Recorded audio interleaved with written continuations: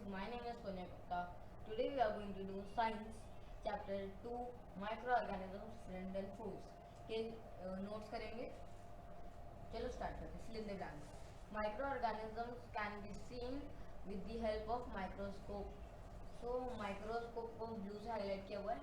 Microscope के अंदर अगर आप माइक्रो ऑर्गेनिज्म को देखना चाहो तो आप देख सकते हो.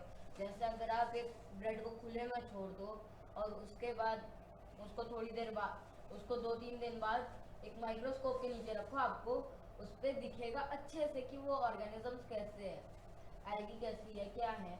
Blue green algae fix nitrogen directly from the air and enhances the fertility of soil. मतलब जो ब्लू ग्रीन एल्गे होती है वो नाइट्रोजन जो होता है, हमें ये तो पता है कि हमारी अर्थ पे नाइट्रोजन इतना है कि हम चाहे तो ऑक्सीजन की जगह नाइट्रोजन इनहेल कर सकते, पर हमारी बॉडी काम नहीं करेगी, इतना है. तो ये जो ब्लू ग्रीन एल्गे होती है ये डायरेक्टली सॉइल फर्टिलिटी बढ़ाने के लिए नाइट्रोजन को फिक्स कर देती है. तो आगे चलते हैं. See alcohol is produce with the help of yeast. हमें पता है क्योंकि ईस्ट जो है अल्कोहल बनाने में यूज होता है. और आप लोगों की मम्मी ने कभी अगर भटूरा या फिर ऐसी किसी चीज़ का आटा लगाया होगा तो उसके लिए भी आप ईस्ट यूज करते हो. Cholera is used by bacteria. Cholera is caused by bacteria. ये जो कोलेरा होता है ये जो है एक टाइप का बैक्टीरियल इन्फेक्शन है. ये बीच में सॉरी बी पे लाइन आ गई है उसमें sorry. Tick the correct answer. East is used in the production of sugar, alcohol, hydrochloric acid, oxygen. Oxygen में नहीं हो सकता, हाइड्रोक्लोरिक एसिड भी नेचुरल है और ऑक्सीजन भी. शुगर केन से बनती है तो हमारे पास ऑप्शन बचा अल्कोहल. तो आगे बढ़ते हैं. The following is an antibiotic. Sodium bicarbonate, no chance. Streptomycin, हाँ. Alcohol, yeast. अल्कोहल और ईस्ट तो एक दूसरे से रिलेट हो गए, तो ये एंटीबायोटिक हो ही नहीं सकते. और सोडियम बाइकार्बोनेट हम लोगों को मिल जाता है बिना एंटीबायोटिक के, वो एंटीबायोटिक नहीं है. तो सीधा सा है सेप्ट्रोमाइसिन. के carrier of malaria causing protozoa is female anopheles mosquito cockroach housefly butterfly. तो जो ये कॉज होता है मलेरिया, ये इस फीमेल एनोफिलिस मॉस्किटो की वजह से होता है. सो आगे बढ़ते हैं. The most common carrier of communicable diseases ant, housefly, dragonfly, spider. देखो एंट के चांसेस नहीं हो सकते बिकॉज एंट कुछ कैरी नहीं करती. हाउस फ्लाई हो सकता है, ड्रैगन फ्लाई और स्पाइडर हमारे घर में होते हैं. ड्रैगन फ्लाई घर में किसके होता है, कई बार 10 दिन स्पाइडर आ जाता है तो हम हटा देते हैं, तो हाउस फ्लाई होता है. दी ब्रेड और idli dough rises because of heating, grinding, growth of yeast cells, kneading. Growth of cell की वजह से मल्टीप्लाई होगा ऑब्वियसली. हमने इसके बारे में जितना पढ़ा है उसके हिसाब से. The process of conversion of sugar into alcohol is called nitrogen fixation, molding, fermentation, infection. Infection नहीं हो सकता. मोल्डिंग मतलब हम किसी चीज़ को मोल्ड थोड़ी कर रहे हैं, और नाइट्रोजन फिक्स थोड़ी करता है. तो फर्स्ट वाले के लिए नो, सेकेंड वाले के लिए नो, फोर्थ वाले के लिए नो. तो वो ईस्ट जो है किसी चीज़ को फर्मेंट करता है. तो थर्ड वाले के लिए हाँ. आगे बढ़ते हैं. Match the following. Match the organisms in column 1 with their actions in column 2. Bacteria, nitrogen fixing. मैं पढ़ रहा हूँ कि मैं ऑप्शन पढ़ देता हूँ. कॉलम में bacteria, rhizobium, lactobacillus, east, protozoan और वायरस. ये हो गए कुछ टाइप के माइक्रो ऑर्गेनिजम्स. अब ये क्या हम करते हैं, ये ऑप्शन है कुछ. Fixing nitrogen, setting of curd, baking of bread, causing malaria, causing cholera, causing AIDS, production of antibiotics. तो चलो आंसर देखते हैं. बैक्टीरिया का हमारा आंसर है, बैक्टीरिया जो है कॉजिंग कोलेरा. कोलेरा इससे हो जाता है. बैक्टीरिया से डायरिया भी बनती है, पर आपको कलेरा भी उसी से होता है। राइजोबियम फिक्सिंग नाइट्रोजन, अगर आपने चैप्टर के बाकी वीडियोस देखे तो राइजोबियम के बारे में आपने पढ़ा होगा। तो राइजोबियम जो होता है वो नाइट्रोजन फिक्सर का एक टाइप होता है। सो ये इसका और इसका आंसर है लैक्टोबैसिलस। कर्ड होगा obviously, setting of curd. Lactobacillus जो है कर्ड में होता है, और जो आप लस्सी बनाते हो वो भी कर्ड का ही फॉर्म है, उसमें भी लैक्टोबैसिलस होता है। ये कोई नहीं पूछेगा कि लैक्टोबैसिलस हमने ऐड क्यों किया, क्योंकि हमें कर्ड बनानी थी ऑब्वियसली। ईस्ट, ईस्ट जो होता है baking of bread, making of alcohol, पर हमारे पास ये ऑप्शन में था बेकिंग ऑफ ब्रेड। अब प्रोटोजोआ कॉजिंग मलेरिया, जो मलेरिया होता है उसे कॉज करने के लिए होता है प्रोटोजोआ। प्रोटोजोआ से मलेरिया हो जाता है। वायरस बहुत सारे हैं, पर हमें ऑप्शन में कॉजिंग एड्स दिया गया है। एड्स एक टाइप ऑफ वायरस है, और वायरस का सबसे बड़ा एग्जांपल सबको पता है, कोरोना वायरस। तो can micro organism be seen with the naked eyes? If not, how can we they see? The microorganisms cannot be seen with the naked eyes. Microorganisms को आप अपनी आंखों से नहीं देख सकते जब तक आप कोई अटैचमेंट यूज नहीं करो। Microorganisms are too small, are not visible to the unaided eyes. Some of these, such as fungus that grow on bread, can be seen with a magnifying glass. However, most require a microscope for visibility. तो इसमें जो है, इसमें answer है नहीं। पर कुछ को देख सकते हो, जैसे ब्रेड पे फंगस लग गया है तो उसको आप देख सकते हो, पर आपको मोस्ट को देखने के लिए माइक्रोस्कोप चाहिए। माइक्रोस्कोप के बिना आप सारे को नहीं देख सकते। What are the major group of microorganisms? Microorganisms are classified into 5 major groups. 5 group में डिवाइड किया। बैक्टीरिया, तो बैक्टीरिया को अगर आपको अच्छे से समझना है हमारे प्रीवियस वीडियो से, फंगाई, प्रोटोजोआ, एल्गे और वायरस। सो बैक्टीरिया जो है ये ऑलमोस्ट हर जगह होते हैं। फंगाई, आप किसी चीज को खुला छोड़ दो तो फंगाई लग जाएगा। प्रोटोजोआ भी है। एल्गे जो है पानी में उगते हैं, देखोगे ऐसे काई बोलते हैं ना उसे, एल्गे होता है वो। जो आपका ये एल्गे है ये पानी में उगता है। वायरस यानी कि कोई भी टाइप का वायरस, जैसे कोरोना, एड्स, ऐसा कोई भी वायरस हो सकता है। तो चलो आगे चलते हैं। Name the microorganisms which can fix atmospheric nitrogen in the soil. कौन से ऐसे नाइट्रोजन फिक्सर्स हैं जो एटमॉस्फेरिक नाइट्रोजन को फिक्स कर सकते हैं? Rhizobium, Azobacterial are and cyanobacteria, commonly known as blue green algae. ये जो होते हैं ब्लू और ग्रीन एल्गे होते हैं, तो ये ना सॉइल को हेल्प कर, ये जो है सॉइल को नाइट्रोजन को यूजेबल फॉर्म में बनाने को हेल्प करते हैं। सॉइल ये जो है सॉइल को नाइट्रोजन को एक यूजेबल फॉर्म में दे देते हैं, जिसे प्लांट्स यूज कर लेते हैं अपने लिए। These microbes convert atmospheric nitrogen into compounds that plant can use, thus increasing soil fertility. ये जो है ये जो है soil fertility में होता है बढ़ाने के लिए, और माइक्रोब्स को, ये जो होते हैं माइक्रोब्स, ये नाइट्रोजन को यूजेबल फॉर्म में करने के लिए होते हैं। They are commonly called biological nitrogen fixers. इन्हें बायोलॉजिकल नाइट्रोजन फिक्सर्स कहा जाता है। अब यहाँ से ये लाइन, ये छोटा सा पार्ट और ये 3 नाम बहुत अच्छे से याद रखोगे तो आपको हो सकता है, अगर आपको इस आंसर का ज़्यादा नहीं आता है और अगर लॉन्ग आंसर में आया तो आपको कुछ मार्क्स मिल जाएंगे। These are some examples of microorganisms and these are biological nitrogen fixers. आप ये भी लिख सकते हो, आपको अगर आंसर पूरा याद नहीं हुआ है तो। ये कुछ बहुत इंपॉर्टेंट पॉइंट्स है, जिससे आपको 5 मार्क के 1-2 मार्क तो मिल ही जाएंगे।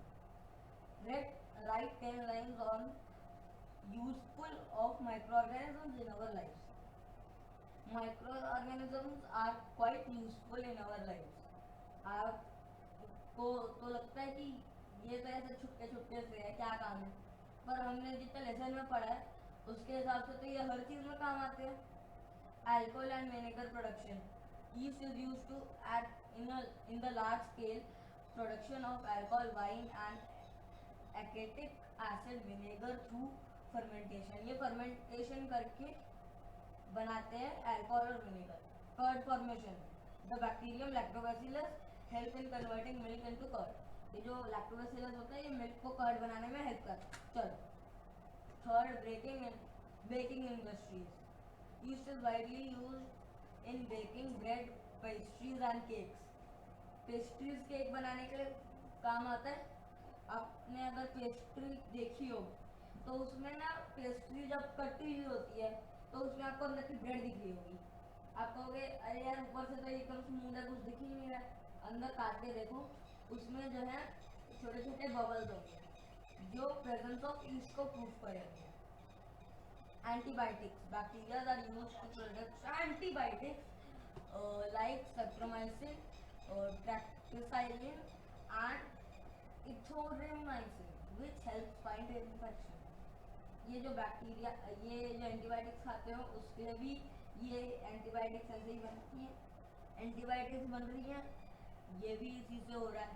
और अल्कोहल वाइन भी इससे बन रही है. बेकिंग इंडस्ट्रीज में भी यही यूज हो रहे हैं. मोस्टली माइक्रो ऑर्गेनिज्म बहुत यूजफुल है. Soil fertility. Micro organism such as rhizobium and blue green algae fix atmospheric nitrogen. हमने लास्ट लेक्चर में पढ़ा था कि एटमॉस्फेरिक नाइट्रोजन फिक्स करने का काम करते हैं लोग. ये बहुत काम की चीज़ है. Nitrogen cycle. Certain bacteria convert nitrogen compound into soil into nitrogen gas, which is released back into the atmosphere, maintaining the nitrogen cycle. मतलब ये जो माइक्रो ऑर्गेनिजम्स है ये इन्हें टर्न कर देते हैं. पहले ये इन्हें टर्न करेंगे पहले उसमें यूजेबल फॉर्म में नाइट्रोजन को. उसके बाद प्लांट्स उसको यूज करेंगे. उसके बाद दोबारा हवा में रिलीज करेंगे जिससे नाइट्रोजन की मात्रा स्टेबल रहती है. तो आगे चलते हैं. Waste decomposition. Micro organism decompose organic waste and dead matter helping to clean environment and recycle nutrients. So ये जो माइक्रो ऑर्गेनिज्म है, आपको क्या लगता है ये सिर्फ ऐसे खाने पीने में काम कर आते हैं? नहीं, या आपको सही भी कर देते हैं. और उसके बाद आपकी तबीयत सही होने के बाद आपने जो वेस्ट निकाला उसको भी यही लोग सही करते हैं. जैसे ये इसलिए ऐसे भी सही कर देते हैं कि उसको लिया, माइक्रो ऑर्गेनिजम्स हो गए. अब वो माइक्रो ऑर्गेनिजम्स ने जो आपने खाना वेस्ट कर दिया है या फिर किसी जानवर, कोई जानवर मर गया, आपने उसको दफनाया, तो उसकी बॉडी डिकम्पोज हो जाएगी और वो जगह फर्टाइल हो जाएगी बहुत ज़्यादा. खाने के साथ भी यही प्रोसीजर होता है. सो आगे बढ़ते हैं. Designation. Some micro organisms in our gut aid is designation of food. Agriculture bank. Beneficial bacteria help break down of organic matter, enhancing the soil for farming. मतलब ये जो है बेटर कर देते हैं सॉइल को फार्मिंग के लिए. Scientific research. Micro organisms are useful in research of advancement in genetic and biotechnology contributing to new discoveries and technologies. तो साइंटिफिक रिसर्च जो होती है उसमें हेल्प करते हैं, जैसे जेनेटिक्स और बायोटेक्नोलॉजी में बहुत हेल्प करते हैं ये उसको स्टडी करने में. सो आगे पढ़ते हैं. Right A short paragraph on a harm caused by microorganisms. Microorganisms are harmful.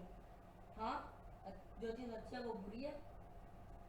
YouTube से अगर आप मेरा वीडियो देख के पढ़ रहे हो तो वो अच्छा है, और अगर टाइम वेस्ट कर रहे हो तो बुरा भी है. Micro organisms harmful in many ways. बहुत तरीके से हार्मफुल है ये. जो चीज़ बुरी होती है वो अच्छी भी होती है, और जो अच्छी होती है वो बुरी भी होती है। Some of the microorganisms cause diseases in human being. कुछ माइक्रो ऑर्गेनिजम्स होते हैं जो ह्यूमन बीइंग में डिजीज कॉज कर देते हैं। जैसे आप रिसेंटली 2020 का ले लो, या फिर अभी बीच में वापस कोरोना हिट पे आया था, तो ये जो है कुछ हार्म्स करते हैं। Micro organisms are called pathogen. इन्हें माइक्रो ऑर्गेनिजम्स को पाइथोजन कहते हैं। Pathogen spread a number of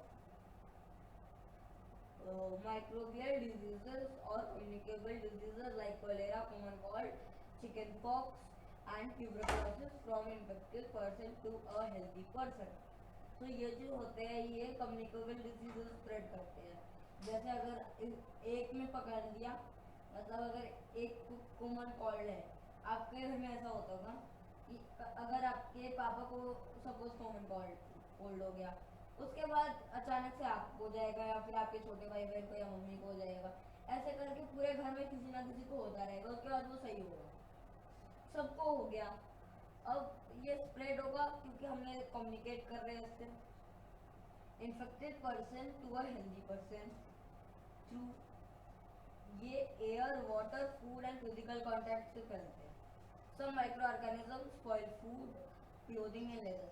कुछ माइक्रो ऑर्गेनिज्म होते हैं जो खाना, कपड़े और लेदर सब खराब करते हैं। आपका खाना भी यही खराब कर देंगे, उसके बाद आपके जो पहनने के कपड़े वो भी, आपकी लेदर की बेल्ट वो भी।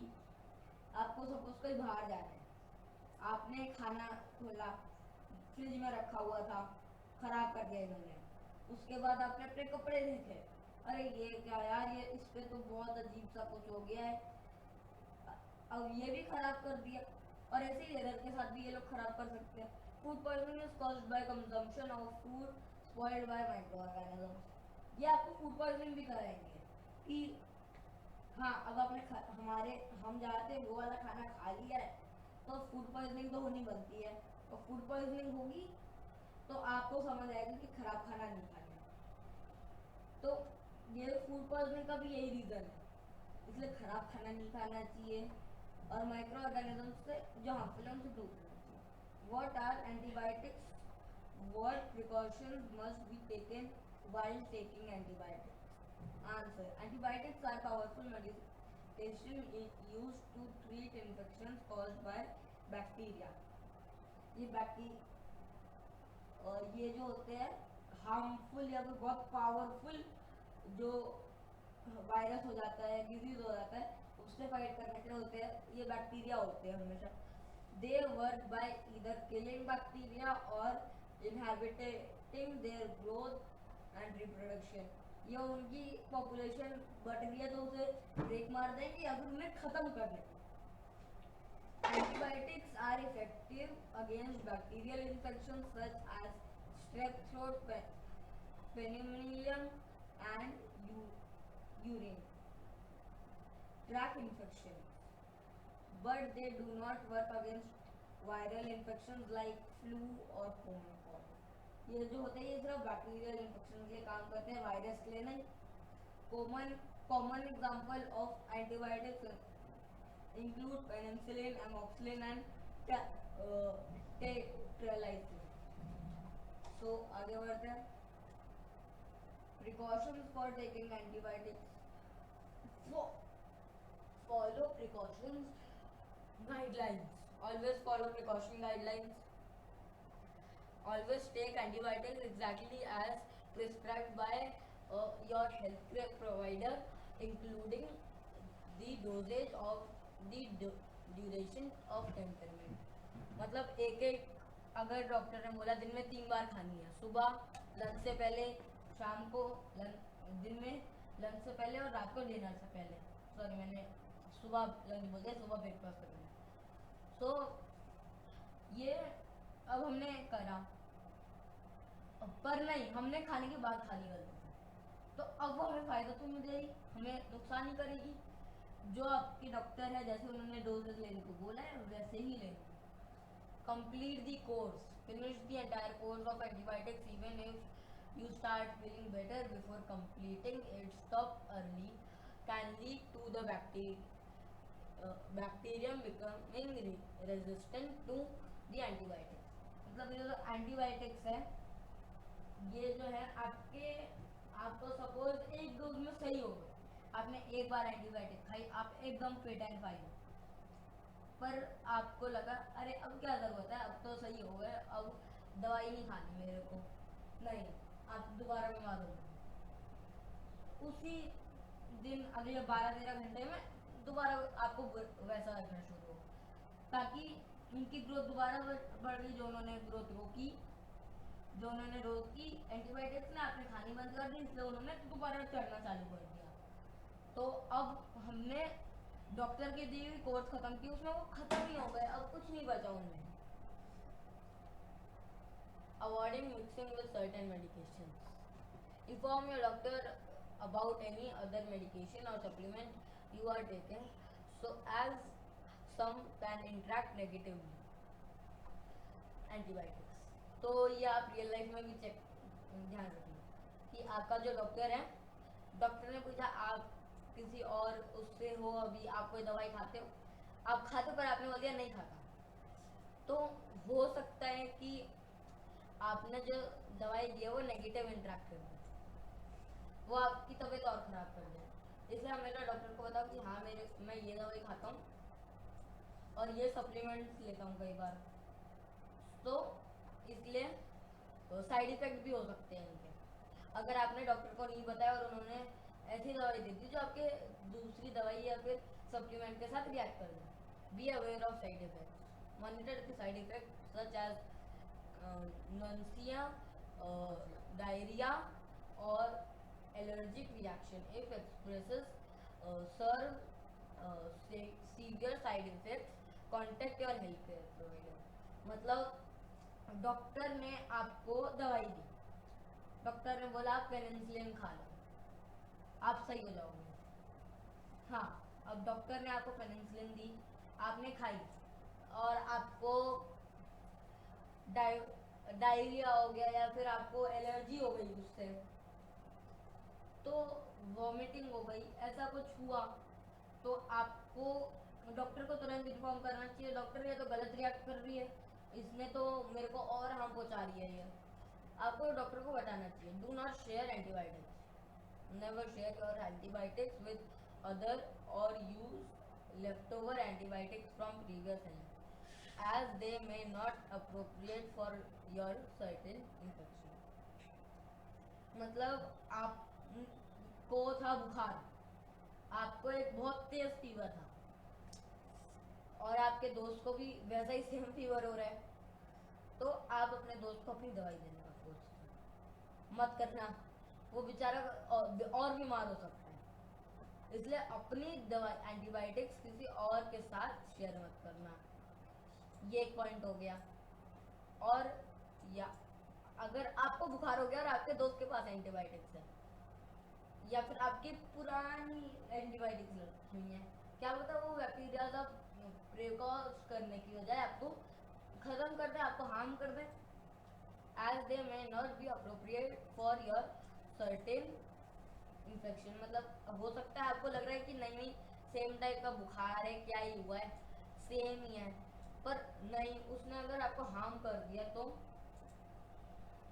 अगर उसने आपको हार्म कर दिया तो क्या होगा, तो आप डॉक्टर को बोलोगे ना, डॉक्टर मेरे को ना ये हो रहा है, मैंने गलती से ये दवाई खा ली थी, तो डॉक्टर कहेगा आपने पूछा था किसी डॉक्टर से, आपने बोला नहीं, तो डॉक्टर कहेगा आपने क्यों किया।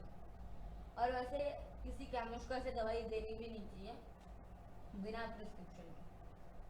तो थैंक यू फॉर वॉचिंग, मिलेंगे कल के वीडियो में। और आज का वीडियो अगर आपको पसंद आया और इन्फॉर्मेटिव लगा हो तो मेरे चैनल को लाइक शेयर एंड सब्सक्राइब कर दीजिएगा। और आई एम प्लान